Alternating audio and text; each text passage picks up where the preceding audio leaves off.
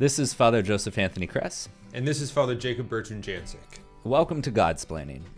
Thanks to all those who support us, and if you enjoy this show, please consider making a monthly donation on Patreon. Be sure to like and subscribe to Godsplaining wherever you listen to your podcast. Well, Father Jacob Bertrand, we are super informal. I know. It's late in the day, okay? So, but as we launch into this episode, it's a topic that I'm very excited about. It's something that I really, really love, and I know that you share the same passion. Oh, right? yes. I know, it's so good. But there's a unique aspect of our Catholic faith that has, in some ways gets characterized or kind of maybe misunderstood, and it's our love for the saints. Yeah. And how important those models and saints that have gone before us are. But specifically, as we talk today, is like those saints that are a little more contemporary, a little more recent for us. So what we're going to be discussing today are those saints that are kind of of the 20th century, the most proximate saints, and their importance in our lives.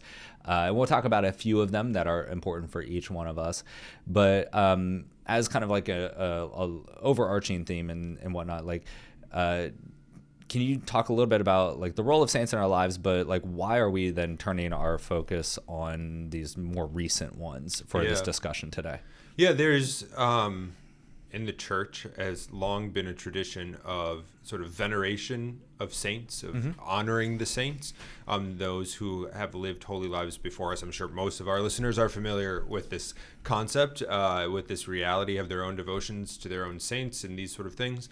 But I think it's important in that to point out where kind of the saints fit, why, right? Why? In general, not just contemporary saints, but all saints. So if you look at the sort of cosmos, right, where creation is, we have the created world, the physical visible world, but we also have the world of heaven, and not a world of heaven, but we have heaven, the incorporeal world, that place to which we are all moving towards. That's like that's like a Father Gregory jargony sentence. I feel ridiculous for saying it, but just because we aren't there yet doesn't mean that the church doesn't exist there, right? So it's one church that incorporates both the church on earth and the church in heaven. So, and we're part of that in our way, in a way that's appropriate to our being on this side of like eternity. But again, that doesn't mean that there's a divorce between the two. No. In fact, just the opposite. There's an intimate link between the two. We can think about our relationship to the angels. We can think about our relationship to God the Father and the Trinity and the persons of the Trinity. We can think about and then our relationship to the saints. So the saints occupy, we could say, like the same church, the same kind of body, the mystical body that we do. So then it's a question of, well, how does that relate to us, or how do we interact with that? I think there are two things, at least. Maybe there are more, but there are two things that I want to point out. One is that the saints intercede for us. Yep. Their role in heaven is to help guide us to heaven in ways that are appropriate to them. So they don't create grace to give us, but they are part. They're real causes and are coming to holiness in their own ways. You can think of a patron saint, or you can think of like your confirmation saint, or you can think of, for us who take religious names, you can think of like our saint, the saints that we're named after in those kind of ways. Saints you pray to because you have a particular difficulty. Different ways that the saints help augment, work as causes in creation. The second thing is that they're examples. Of earthly holiness, of lives on earth that are transformed by grace. So they're examples in sort of things to be imitated, or persons to be imitated. Sometimes when I talk about the saints, I like to point out the fact that particular saints that we know, so there are a ton of saints we don't know, but those that the church venerates, that there's familiarity with, they have the whole host of virtues, but they often highlight like a particular virtue. So think of like Saint Dominic here in like wisdom and preaching. We can think of Saint Thomas Aquinas and truth and study. We can think of Saint Francis and like poverty and the poverty of Christ and these kind of things. So they highlight different aspects of the Christian life that we get to see and then participate, God willing, in our own way in. So intercession and sort of like exemplars. Yeah, that aspect of like kind of highlighting being the exemplars for us is I think is beautiful, because that starts to show the total beauty of the church glorified. Yep. And how kind of diverse it really is, because you get to see the saints who have thrown themselves into a life of poverty, while there's others that are, kings. And so you get to see that like holiness is possible in a variety of contexts. Like Right. it's not very cookie cutter, and it's not really beige or bland, but it is brilliant, but it's attainable in no matter what circumstances it may be. Right. I'm thinking of this is, I think, Joseph Benedict Labouré, I think is his name. He was a beggar on the streets of Rome. Yeah. So like how holiness was present even in those contexts. So when you start to see the saints as models and exemplars, like, yes, there are certain virtues and certain aspects of their life that are highlighted for one particular saint while for the other, but that issue of intercession too is really beautiful. You're like, yeah, the saints aren't the ones who cause grace, like only God can do that, but they're like our cheering section. Like I'm always using sports analogies, so like I'm thinking of like, when I was a schmuck of a 5th grade basketball player, there was a cheering section for me. Like I had my siblings, I had my parents there cheering on, and I had them kind of encouraging, we should say, the coach to, put me into the game, or, encouraging the other player, pass me the ball, and those types of things. But there's that element too, that the saints that are that kind of, they're the intercessors, because they don't cause that grace. They're not the ones who get to dictate it, but they are that kind of encouragement, so that when you finally do get to see the playing the court or the playing field, they're encouraging you to keep going, keep fighting, keep find the open space so that you can get the best shot possible, and they can be that example and encouragement in all those ways. So I think that's really, really important. I love both those facts that you bring up, and that and two, it's important to remember, and I think this will play in is an important thing as to why like we wanted to talk about contemporary saints, but sometimes the saints can seem like very, chronologically, temporally like distant, far, totally. But also just like themselves seem very foreign and like other, and especially as we consider our own lives as like, well, I'm not that holy, and they're like so holy and different, and but we have to remember that the saints are people. They're not just like historical figures. They are in the sense that they were part of history, but they're people, and this is why they have like the ability to intercede and why we can pray for them, because they're people. They're in the in the church glorified, and they're in heaven, but they're still people. There's still people who are holy because of the grace that was offered, and the grace with which they cooperate, in the same way that our holiness is achieved or arrived at in that way that God makes us holy. It's not that they were just like better athletes and that sort of thing, but that that grace transformed them such that they were made to be saints, and that too is there for us. They're a reminder of that reality too.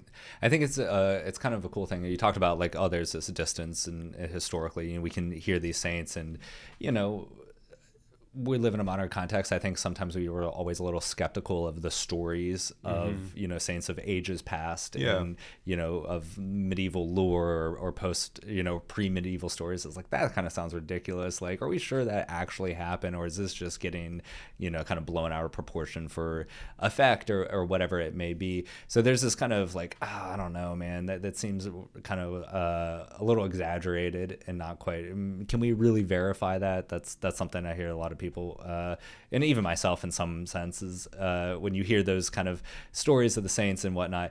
But I think too, there's this little aspect of holiness is weird to this world. Yeah.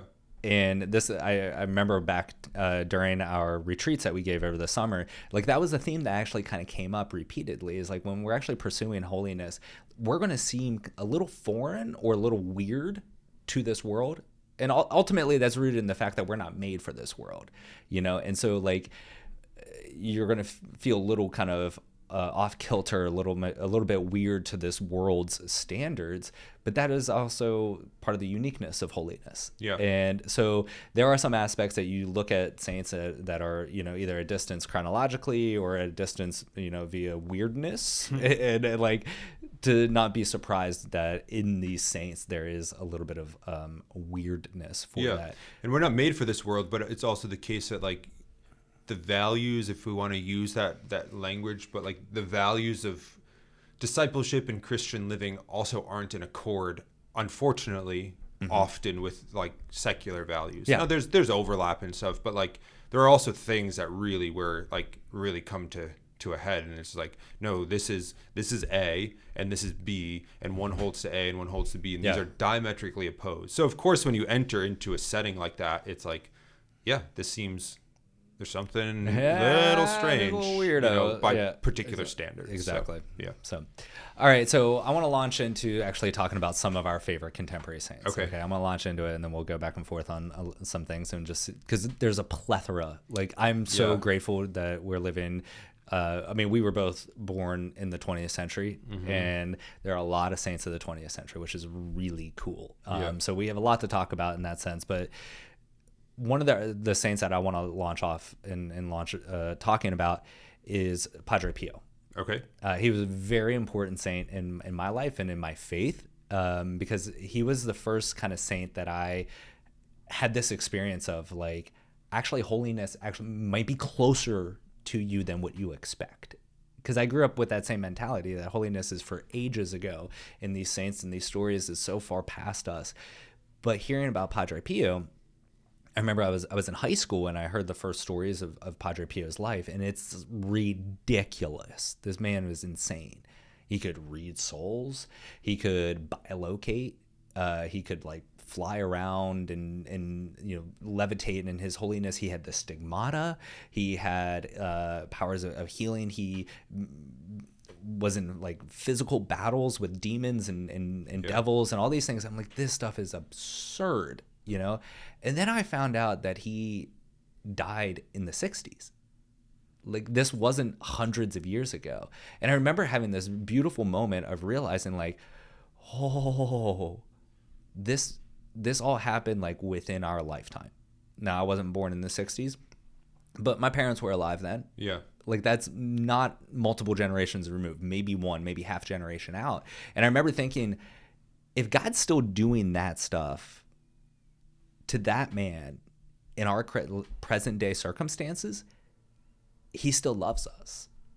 And I remember thinking that, like, wow, that man's holiness and that man's absurd lifestyle of holiness is constantly communicating that the Lord hasn't abandoned his people in the present day context. Yeah. And that for me is like why I'm so excited to talk about contemporary saints, is because they are figures that engender hope within us, and a confidence that God hasn't forgotten his people, even in this present day circumstances, even very close to us. So that was the first experience for me of a contemporary saint, a radically like contemporary saint, but also a radical saint. But seeing that God hasn't forgotten his people, and God hasn't neglected them, and he continues to pursue and call absurd radical saints in this present day. Yeah. Yeah, for me, I immediately think of Blessed Pier Giorgio Frassati. Yeah. I think what you said, this sort of the contemporary saints remind us of God's like what contemporary care for us and for the world. Another thing that I think the sort of contemporary modern day saints do is they appeal to us or they appeal to me. I think to us, I'll say us. Because you can. Because we're such a visual kind of culture, you can think like the time of like the ancient cultures were very auricular. Is that the word? Like they passed things on by hearing them. Yeah. Like, so they didn't write a lot. They like told stories. So you can even think of like the ancient Greek poets, like the Aeneid, as far as I understand. I'm not an expert, but like it wasn't written down for a long time. These things were like, these were stories that were told over and over. You can think of like the first years of Christianity, like the scriptures weren't, it took a while for the canon of scripture to form, because the stories of Christ, the gospels were like, Paul would write a letter, and the letter would be read, and then it'd be passed on that sort of way. It wasn't written to have like a textbook or even like a book of scripture. Like it was a different kind of culture. Through the centuries, you had cultures, there are times that were more, I don't know what the word would be, but like used to reading and that sort of thing. I think us were very visual kind of things. You can just, even in bad ways, you have like YouTube shorts, TikTok, like these sort of like these quick kind of blips, but we do a lot with how we see things. And for better or for worse, that's not what the conversation is. I think it is what it is right now. And something that appeals to me with contemporary saints, and this is leading back to Blessed Pio Giorgio, I promise, but is that we can see them. Yeah. We can look at pictures of them. Like with ancient saints, you might have relics, and like I can see a femur, but I have no idea what that person looked like. I can see like a skull, but I have no idea what that person looked like. You could have a painting or something. I have no, but yeah, we have icons and paintings, but stained glass windows, like these kind of things. But like to see a picture, like a photograph, or like a video, or even like newer saints. One that I want to bring up when the time is right. In a minute is like John Paul II. Oh yeah. You know, like these, we saw them. You know, but so Pier Giorgio Frassati died in the first half of 24? He died in 1924. He was like 23, something like that, years old.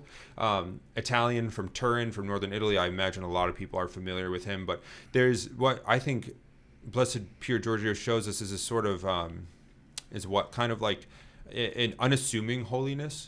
Even in the way he died, it was an unassuming holiness. And so he died young it wasn't TB. What was it? I can't remember, but you might remember. Polio? No, maybe it was like a viral form of polio or something. He died very quickly. I should know, but. One of the things, so Blessed Pio Giorgio, he was like kind of like a dude's dude. Like he liked to hike, he liked to ski, he liked to spend time with his friends. He was a student, but he also like goofed off a ton. And one of the things that was learned is that he also gave a lot to the poor. And like at his funeral, like the streets were just packed, and his family was like, who are they? Like all the people who knew him in Turin. Like it was just this unassuming holiness, but also this kind of holiness in the midst of like normalcy. Like he's a student, he's a friend, he likes to be outdoors, he likes to just hang out with his buds. You have pictures of him like drinking with his friends, or climbing a mountain, or smoking a pipe. It's like he was real. There's sort of a sense of realness to it that sometimes you lose as like history kind of goes, years past. So for me, that was kind of my first experience. Like, there's like a real dude here who loved our Lord and is obviously holy. You bring up one of the things that I'm so happy that we're able to talk about is the fact that like with these contemporary saints, we have that exact experience. Is like you can see them, right? You can have their letters, and Pier Giorgio is a great one. There's a collection of all of his letters, which are really beautiful and sometimes hilarious. He had a really good sense of humor. But there's something really beautiful because our contemporary society relies so much on its visual interaction, to have saints from the past that maybe you just have second, third account stories of, but it's different when you actually see the picture of them. How many times you see those little holy cards, which are like, the iconography of a saint, or a painting of the saint or something like that. It's different when that picture is like, or that little holy card is a picture of that individual. And you get to build that connection with them and see, what their smile looked like. You get a sense of their sense of humor. And later on in the 20th century, we have saints who we can hear their recordings of their voice, and we know what their tone and inflection is like. We get to see their mannerisms, and you're like, oh man, I do that same thing. Like it builds up that relationship, and it's about, and I really, really, truly believe this, and I'll say it time and time again, is about making holiness accessible and attainable for all. Realistic kind of possibility. And that's what Blessed Pier Giorgio did so well, is that like you looked at it, it was like, here's a young man, very handsome man, very outgoing man, very rambunctious, outdoorsy, active man. How many other people are like that? Those things don't preclude a deep union with Christ. And that's what Pier Giorgio does so well. And that's why, he's a really popular saint with a bunch of young adults. But I think all of those elements tie into that and actually make him attainable and accessible. And by him being accessible, so too is holiness in union with Jesus. So, all right. You mentioned another saint. Let's go on to a few other saints. I want to maybe hold off on JP2 because there's just so much there, and we'll make a glancing blow to him. I think one of the other saints I would like to talk about is Blessed Jerzy Poopio, who is a Polish saint, and rose up in the 80s and died in the early 80s.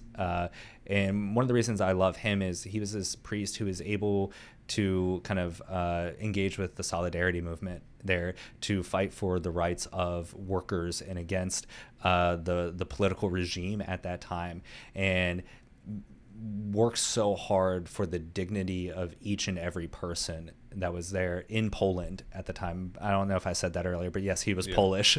And my encounter with Blessed Jerzy came through World Youth Day that took place, and he was one of the patron saints of World Youth Day back in 2016. And so because he would just be this radical voice for the dignity of the human person, including the dignity of the worker, in that he got this kind of reputation.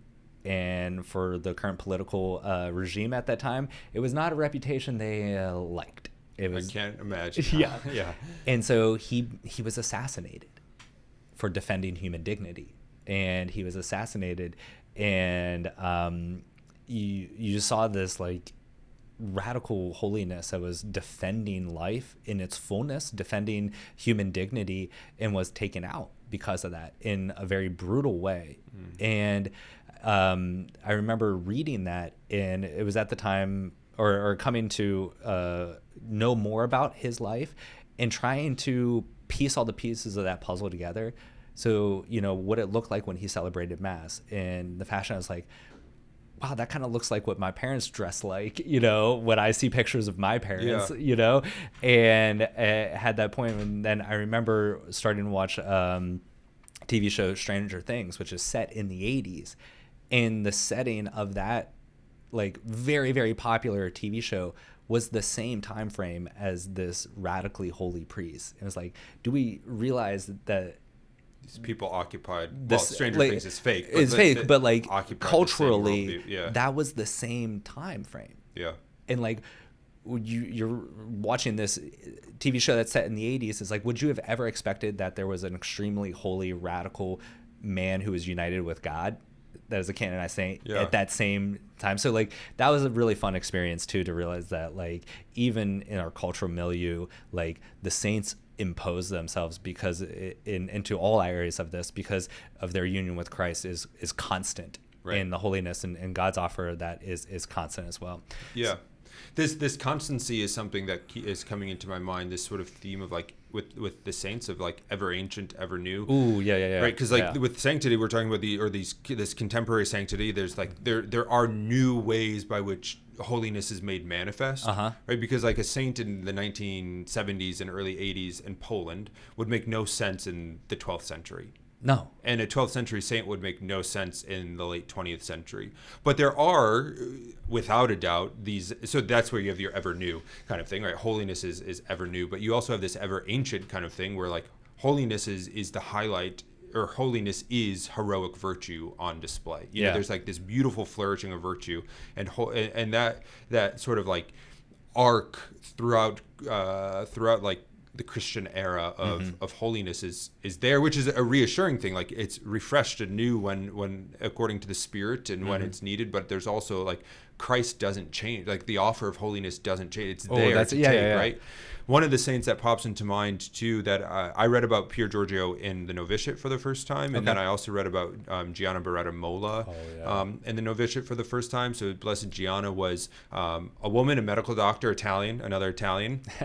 And she was married and had a couple children, and I think it was her third child or fourth, I don't remember. There was something wrong with the pregnancy, and it was recommended that she terminate the pregnancy, that she have an abortion because of such like the high risk that the pregnancy was, and she refused to do that. She refused to have an abortion, and she gave birth to a daughter, and just a few weeks later died from complications from the pregnancy.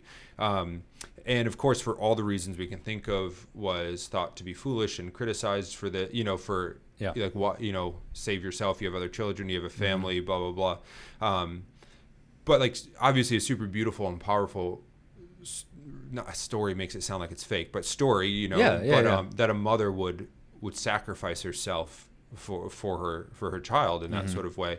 And there, like we were talking about with pictures and the visual kind of things, there are those, but there are also these love letters between her and her husband from when they were dating, and later on, is like these decisions were made that are just, you can read love letters or letters between saints from different times, and again, like you garner something from that ever ancient aspect, but there's such a contemporary reality that you can see pictures from her wedding, you can see pictures from like when they were dating, when they were exchanging these letters, and it's just like the sort of contemporary mind clicks with that so much more quickly. And the offers, it's not more attractive in the sense that like the others aren't, but it's like more readily attractive in ways. So she really has always kind of caught my attention. That brings, I think it's so beautiful, because as we're talking about the importance of these contemporary saints and why it's so important and attractive to us, there can be that experience that like holiness doesn't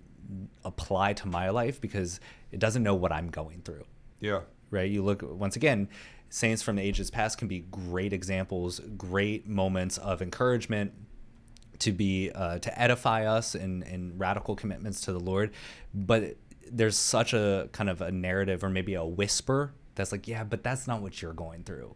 You're going through something that is so different. Like that level of holiness doesn't know anything about what you're going through. And that's a lie, right?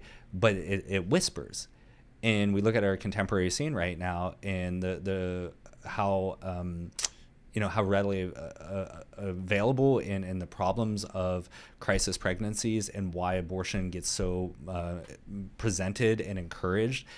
And here you have a saint who had those options. Right. It wasn't like there was ages long ago where they said, like, oh, well, that wasn't available, or it would have been better and she would have had a different time. It's like, no, she had that option to have an abortion, and she chose not to. For the value of the life of her child, for her child's sake. So you look at somebody who's like, well, actually, they know those pressures. For a woman who's in a crisis pregnancy in this variety of ways, a woman can look to a saint like Saint Gianna and say, like, wait, she had to make that same decision I had to make. And I think even with her, we both used abortion. I'm not even sure if it would have fallen under that, which kind of makes it even more heroic, because I don't know if it was an ectopic pregnancy, which would fall under like double effect and these sort of, but like she chose to give herself for her child.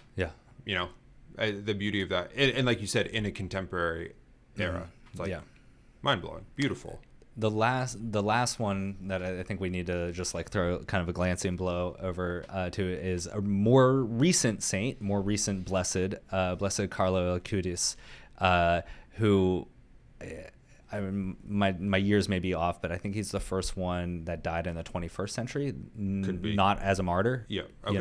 Non-martyred 21st century saint. No, John Paul II died in the 21st century. He did. You're right. Never mind. My facts are off. Anywho, maybe he was born in the 21st century. Anyway, majority of his life was in 21st century. Whatever. But Blessed Carlo is a fantastic he was a young man who passed away. But he was one who, loved technology and specifically the internet, and was able to devote or translate, I should say, his devotion of the Eucharist into the internet. And it's like, wow, who would have thought that we'd have, saints of the internet? We talked about how important it is to see pictures, to see video, to hear their voice, and that's something that's unique with 20th century saints. Well, now we're moving into 21st century saints, where we have their websites, and how beautiful and how encouraging that is, specifically us who use the internet as evangelization, to see that somebody initiated that and was doing that, and was doing it with great holiness. And I think that's our goal and our encouragement as well. So I think that stuff's really, really important. One of the few things I want to kind of maybe wrap up and then to have our final points on, something I preach a lot about in Charlottesville at the University of Virginia, is the fact that the Lord hasn't abandoned, the Lord hasn't forgotten about us, and still inspires us, still pours forth the Holy Spirit with vigor, with abundance, to raise up contemporary saints in this world. And so sometimes you have to ask that question, is like, will this city, will Charlottesville be this like locus of holiness, so that in years past they look and say, like, look at all those saints that were together. You know, we know that the Lord raises up saints like kind of in packs sometimes, you know, the saints of Lima, Peru, of generations past. But there's no reason, none at all, that couldn't happen right now. And there couldn't be saints that are contemporaries with each other, friends with each other, living in the same proximate location with each other, and that can happen now. And I don't think that's an endeavor that we should shy away from. Yeah, and the 20th, I mean, the contemporary saints, like we've been talking about, are such an example of that. Yeah, and we can think we didn't name a lot. You know, you can think Father Maximilian Kolbe. Oh, yeah. We mentioned John Paul II in passing, but like Saint Faustina, but like the 20th century popes that are, you know, oh my gosh, yeah. Like obviously there's only. Well, I was going to say there's only one pope at a time. We're in a different setting now with the Pope Emeritus, but they weren't living together in the sense of like you're describing, but you know, this sort of you still have this pocket of like holiness, this time period of holiness, and this succession of holiness. So yeah, who's to say it can't be somewhere else? Why not now? Yeah, exactly. Why not now? Well, thank you as always for listening to this episode of Godsplaining. Please follow us on Facebook, Twitter, and Instagram. Like this episode, subscribe on YouTube or on your podcast app, wherever you're listening. Please leave us a 5-star review. It really does help us out in sharing this podcast with those that it would be helpful for. If you'd like to donate to the podcast through Patreon, please follow the link in the description or the show notes. And there you'll also find links to shop our merchandise and to get information for upcoming Godsplaining events. And please continue to pursue union with the Lord so that we can raise up more and more contemporary saints according to the Lord's will. Thank you for all of your support, and thank you for your prayers for us. Just know that we are praying for you. God bless.